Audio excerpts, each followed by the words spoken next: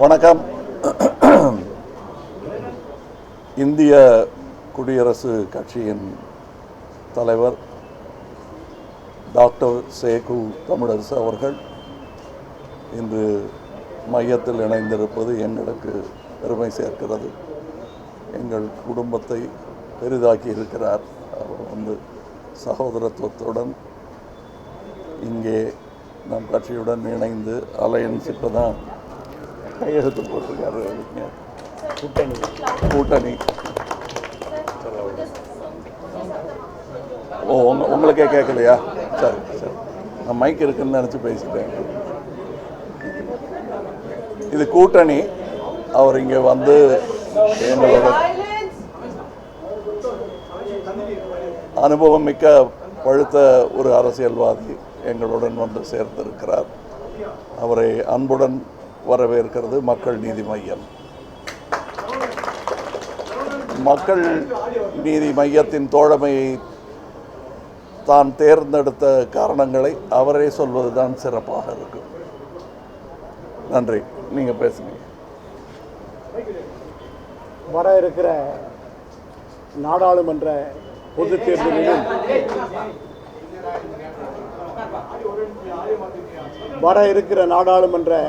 பொது தேர்தலிலும் தமிழகத்தில் அறிவிக்கப்பட்டிருக்கிற 18 தொகுதி சட்டமன்ற இடைத்தேர்தலிலும் இந்திய குடியரசுக் கட்சி மக்கள் நீதி மையத்தை ஆதரிப்பதென முடிவெடுத்திருக்கிறோம்.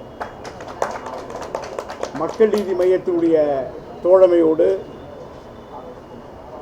நாடாளுமன்றத்திலும் சட்டமன்றத்திலும், நாடாளுமன்றத்தில் ஒரு தொகுதியிலும் சட்டமன்றத்திலே 3 தொகுதியிலும் நாங்கள் போட்டியிடுவதற்கு வாய்ப்பை பெற்றிருக்கிறோம். தமிழகத்தை பொறுத்தவரையில் தமிழகத்தில் ஒரு மாற்று அரசியல் வேண்டும்.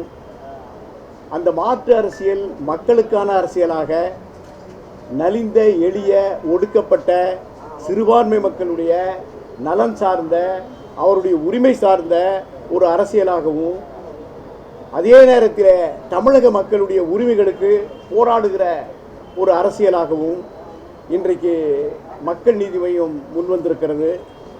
ஆகவே மக்கள் நீதி மையத்தினுடைய நிறுவனர் தலைவர் கலைச்செல்வர் திரு கமல்ஹாசன் அவர்களை இன்றைக்கு நேரிலே சந்தித்து எங்களுடைய ஆதரவினை வழங்கி அவர்களோடு தோழமை கொண்டு இந்த தேர்தலில் போட்டியிட்டு ஒடுக்கப்பட்ட நலிந்த மக்களை ஒருங்கிணைப்பதில், இதற்கு ஆதரவாக திரட்டுவதில் அவரோடு அணி சேர்ந்து இந்த தேர்தலை நாங்கள் களம் காண்கிறோம்.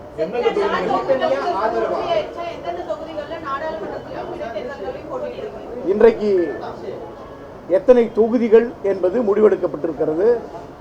நாளை அவருடைய வேட்பாளர் பட்டியல் நாளையோ அவருடைய உசிதப்படி எப்போது அறிவிக்கிறாரோ அப்போது எங்களுக்கான தொகுதிகள், அதனுடைய வேட்பாளர்கள் அவைகளை எல்லாம் நாங்கள் அறிவிப்போம்.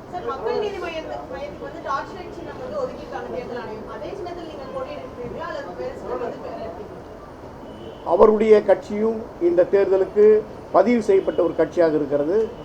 எங்களுடைய கட்சியும் பல தேர்தலை சந்தித்திருந்தாலும் பல முறை நாங்கள் தோழமை கட்சியினுடைய அந்த சின்னங்களை பயன்படுத்தியிருக்கிறோம்.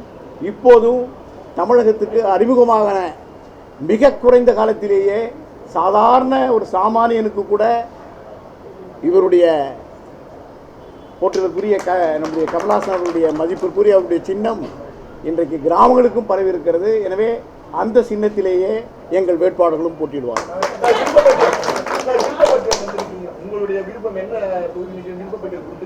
இல்லை, அதை இப்போது உங்களிடையே அது இப்போதைக்கு அறிவிக்க முடியாது. அது நாங்கள் இருவரும் சேர்ந்து எப்போ அவர் வேட்பாளர் பட்டியல் அறிவிக்கிறாரோ அப்போ எங்களுடைய தொகுதிகள், எங்களுடைய வேட்பாளர் முன்னுரிமை தலைமை தாங்குகிற கட்சிக்கு தான். நாடாளுமன்றத்தில் 1 தொகுதியும் சட்டமன்றத்தில் 3 தொகுதியும் மக்கள் நீதி மையம் எங்களுக்கு முன்வந்து பெரும் ஓயோடு வழங்கியிருக்கிறது. அதை நாங்கள் மகிழ்ச்சியோடு ஏற்றுக்கொள்கிறோம்.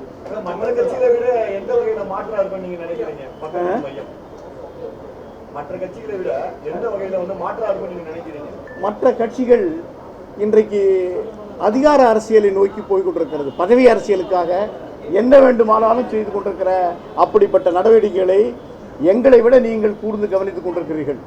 ஆனால் உறுதியாக மக்கள் நலம், அதிலும் தமிழக மக்கள் நலம், தமிழக மக்கள் உரிமை, அது மிக குறிப்பாக எளிய நலிந்த அந்த மக்களுடைய உரிமை என்கிற வகையில் ஒரு மாற்று அரசியலை திரு கமலஹாசன் அவர்கள் இன்றைக்கு முன்வைத்திருக்கிறார்.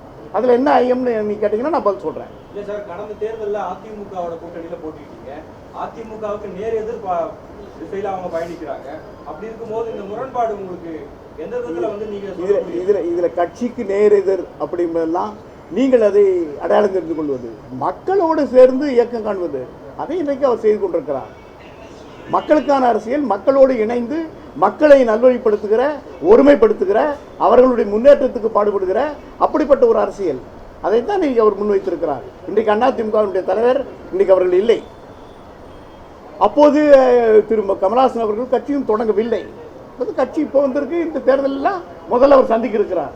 இன்றைய சூழ்நிலை ஏழை எளிய ஒடுக்கப்பட்ட மக்களுக்கான ஒரு அங்கீகாரத்தை இப்போ நீங்கள் நானே சொல்கிறேன். நாளை வந்த உடனே இப்போ வந்து நாடாளுமன்றத்திலும் சட்டமன்றத்திலும் எங்களுக்கு உரிய போட்டியிடுவதற்கான வாய்ப்பு வழங்கப்பட்டிருக்கிறதா இல்லையா? வழங்கப்பட்டிருக்கிறதா இல்லையா? அதனால் இதுவே வந்து அந்த அவருடைய முதல் அடியை இந்த மக்களுக்கான குரலையும் சேர்த்து ஒலிக்கிற ஒரு குரல் இல்லையா? அதனால் இது மாற்று அரசியல் தான். மக்கள் நீதி மையத்துக்கு முன்பாக நீங்க வேற ஏதாவது அரசியல் கட்சியில கூட்டணி தொடர்பாக பேசியிருக்கீங்களா? அதாவது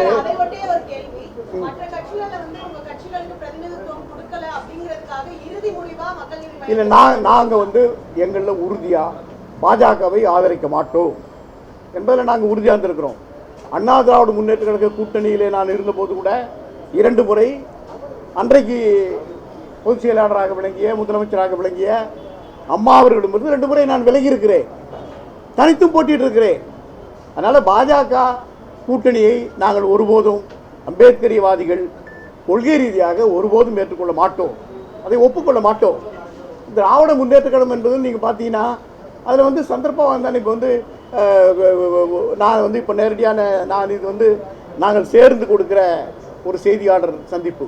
அதனால் இந்த கூட்டணி பற்றி தான் அதுக்குள்ளே நான் போக விரும்பலை. ஆனால் திராவிட முன்னேற்ற கழகத்தில் நீங்கள் வந்து என்ன, அவங்க வந்து முழுக்க முரண்பாடுகள் நிறைந்த ஒரு கூட்டணி தானே. மார்க்சிஸ்ட் கம்யூனிஸ்ட் கட்சி வேறு மாநிலத்தில் காங்கிரஸ் இருக்கா? இல்லையே. இங்கே வந்து ஒரு கட்சி கூட்டணி, அப்புறம் இன்னொரு மாநிலத்தில் ஒரு கூட்டணி, இன்னொரு மாநிலத்தில் ஒரு பேசி, இங்கே ஒரு இன்றைக்கு 10% இடம் ஒதுக்கப்பட்ட அதில் ஒத்த கருத்து இருக்கா? திராவிட முன்னேற்ற கழகத்தை கூட்டணி இருக்கிற எல்லா கட்சிக்கும் ஒத்த கருத்து இருக்கால? இல்லை வேற எல்லாத்திலும் ஒத்த கருத்து இருக்கா? இல்லையே. அது முரண்பாடுகள் சேர்ந்த ஒரு கூட்டணி தானே, பதவி அரசியலுக்கான, அதிகார அரசியலுக்கான ஒரு கூட்டணி தானே. இன்றைக்கு தமிழகத்தில் இது ஒரு மாற்று அரசியல். மாற்று அரசியலை மக்கள் எதிர்நோக்கி இருக்கிறார்கள். மக்கள் அப்படிப்பட்ட ஒரு மாற்று அரசியல் வருமா? தமிழகத்தில் வந்து கடந்த கால அரசியல் இருந்து ஒரு மாறுபட்ட அரசியல், ஒரு முற்போக்கு அரசியல் அது வருமானு இன்றைக்கு பல இளைஞர்கள் காத்திருக்கிறார்கள். அதற்கான ஒரு வடிகாலாக, அதற்கான ஒரு தேர்வாக இன்றைக்கு மக்கள் நீதி மையம் இந்த அணியை திரட்டிருக்கிறது. திமுக கூட்டணி ராகுல் காந்தியை பிரதமர் வேட்பாளராக முன்னிறுத்தி தேர்தலை சந்திக்கிறாங்க. அதிமுக கூட்டணி நரேந்திர மோடி. அதான் நான் கேட்கிறேன், இப்ப திமுக இருக்கிற மற்ற கட்சிகள்லாம் ஏத்துக்குதா? மார்க்சிஸ்ட் கம்யூனிஸ்ட் கட்சி ஏத்துக்குதா? இந்திய கம்யூனிஸ்ட் கட்சி ஏத்துக்குதா? ஏத்துக்கிறாங்களா?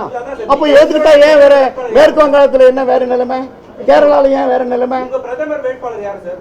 கட்சி இப்போ நீங்க மக்கள் நீதி மையம் நீங்க ஒரு கூட்டணியில இருக்கீங்க, யாரை வந்து பிரதமர் வேட்பாளரா நீங்க முன்னிறுத்தி பிரச்சாரத்தை முன்னெடுப்பீங்க, இல்ல தேர்தலுக்கு பிறகு முடிவு பண்ணுவீங்க? திரு கமலஹாசன் அவர்களைப் போலவே இந்தியாவில் பல மாநிலங்களில் பல ஆளுமைகள், பல அரசியல் கட்சிகள், பல களம் கண்டவர்கள் தனித்து போட்டியிடுகிறார்கள். ஆகவே அங்கேயும் ஒரு மாற்று அரசியல் வர்றதுக்கு வாய்ப்பு இருக்கிறது. இல்ல, டெல்லியில மாற்று அரசியல் வருவதற்கான வாய்ப்பு இருக்கிறது. அப்படி வாய்ப்பு வருகிற போது இந்த கேள்விக்கெல்லாம் பதில் கிடைக்கும். அந்த 3வது வாய்ப்பை இந்தியா ஏற்படுத்தி கொடுக்க வேண்டும் என்பதுதான் எங்களுடைய வேண்டுகோள். இந்திய மக்கள் ஏற்படுத்தி கொடுக்க வேண்டும் என்பதுதான் எங்களுடைய வேண்டுகோள், எங்கள் முனைப்பும் கூட. அதை நோக்கித்தான் சென்று கொண்டிருக்கிறோம். நீங்கள் இதை விட்டால் வேறு வழியில்லை என்னும் அதே நிலைக்கு மக்களை நீங்கள் ஊடகக்காரர்கள் தயவுசெய்து அதை அப்படி உருவகப்படுத்திடக்கூடாது.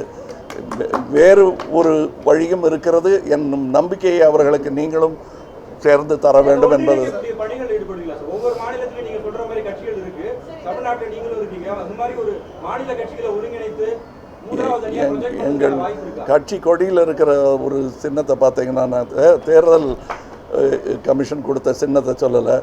அந்த சின்னத்தை பார்த்தாலே உங்களுக்கு புரியும் எதை நோக்கி சென்று கொண்டிருக்கிறது மையம் என்று. வெளிச்சத்தை நோக்கி. மூன்றாவது அணியை ஒருங்கிணைக்கக்கூடிய ஒரு பணியாளர் தான் அரவிந்த் கெஜ்ரிவாலை போய் நீங்க சந்திச்சீங்க. அரவிந்த் கெஜ்ரிவாலை சந்திச்சிருந்தீங்க. ஸோ அதற்கு பிறகு அந்த மீட்டிங்க்கு அப்புறமா ஏதாவது ஒரு டெவலப்மெண்ட்ஸ் இருக்கா? மூன்றாவது அணிக்கு ஏதாவது ஒரு ஆதரவு தெரிவிச்சிருக்காரா? அவரையுடன் ஒன்றிணைப்பதற்கான வாய்ப்புகள் இருக்கா? அதாவது அவர் எங்களுடன் நாங்கள் புதிய கட்சி தொப்புள் கொடி அறுத்த உடனேயே பேர் வைத்த பொழுது கூட நின்றவர் அவர். அது மாத்திரம் இல்லை, அன்றைக்கே வந்து ஓட் ஃபார் கமல்ஹாசன் என்று குரல் எழுப்பியவர் அவர். ஸோ இன்றும் அவருடைய நிலைமை மாறவில்லை என்பதை நான் டெல்லிக்கு சென்றிருந்த போது அவரை சந்தித்த போது உணர்ந்தேன். அவரையும் எங்கள் நிகழ்ச்சிகளில் பங்கு கொள்ளுமாறு கேட்டுக்கொண்டிருக்கிறேன். அவரும் வருவார். ஒரு மாநில முதல்வர் என்ற நிலையில் அவருக்கான நேரம் எது சௌகரியப்படுமோ அந்த நேரத்தில் முரண்பாடுகள் இருக்கா சார்? குமரவேலி இப்போ உங்க கட்சியிலிருந்து விலகி போனாரு. அந்த மாதிரி முரண்பாடுகள் இருக்கா உங்க கட்சியில? பல்வேறு குற்றச்சாட்டுகளை எடுத்து வச்சிருக்காரு. கட்சிக்குள்ளேயே வந்து பல குளறுபடிகள் இருக்குது. இங்க மேல்மட்டத்தில் இருக்கிறவங்க வந்து கீழே இருக்கிற அடிப்படை தொண்டர்களையோ இல்லை உறுப்பினர்களையோ வந்து ரொம்ப இதாக மதிக்கிறது இல்லை அதுக்கு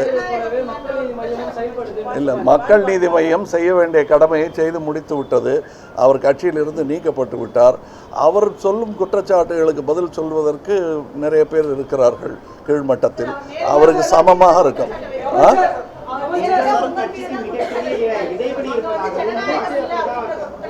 இல்லை, என் மீது குற்றச்சாட்டு வைக்கவில்லை. எல்லாரும் குறுக்க நிற்கிறாங்கன்னு வைக்கிறாரு. அப்படி என் மீது குற்றச்சாட்டை மறுபடி வைக்கிட்டோம், நான் பதில் சொல்றேன்.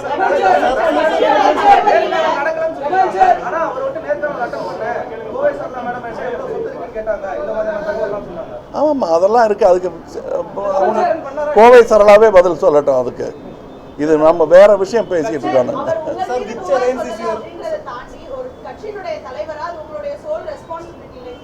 அதுக்கு என்ன செய்யணுமோ அதை கட்சி செய்து விட்டதுங்கிறேன் நான். அந்த மாதிரி கட்சி கட்டுப்பாட்டுக்குள் இயங்காதவர்களை என்ன செய்ய வேண்டுமோ அதை கட்சி செய்து விட்டது.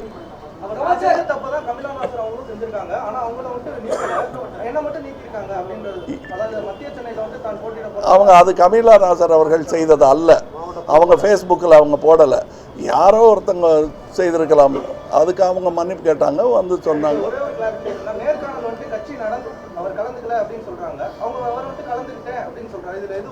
இல்லை, கலந்துக்கிறதுக்கு முன்னாடியே செய்தி போட்டது தான் எங்களுடைய குற்றச்சாட்டை தவிர அவர் கலந்துக்கலைங்கிறத நான் சொல்ல. இங்கே வந்து உட்காருவதற்கு முன்பாகவே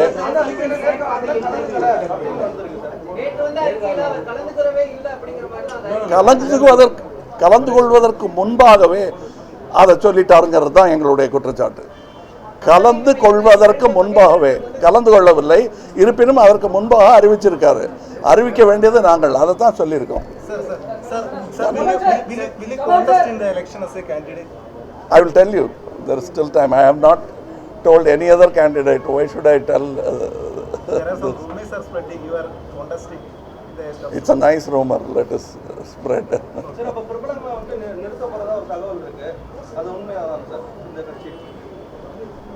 அதாவது நின்ற பின் பிரபலமாக போகிறவர்கள் இருக்கிறார்கள், பிரபலமானவர்கள் நிற்பவர்கள்.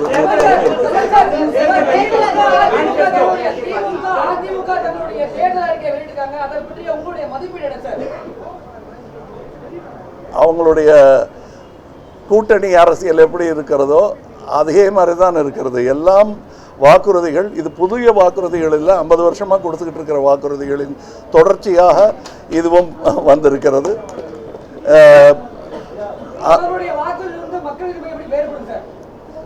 கண்டிப்பாக அதை நீங்கள் படித்து பார்த்ததுமே உங்களுக்கு தெரியும். அது இப்போ கண்டிப்பாக தேர்தல் அறிக்கை வரும். அதை நீங்கள் படிக்கும்போது பக்கத்தில் வச்சு பாருங்கள். 50 வருஷமாக அதையே சொல்லிகிட்டு இருக்காங்க. புதிதாக ஒரு புதிய பாதையை நோக்கி புதிய வெளிச்சத்தை பரப்ப நாங்கள் முயற்சிக்கிறோம் என்பது கூடிய விரைவில் நான் சொல்கிறேன்.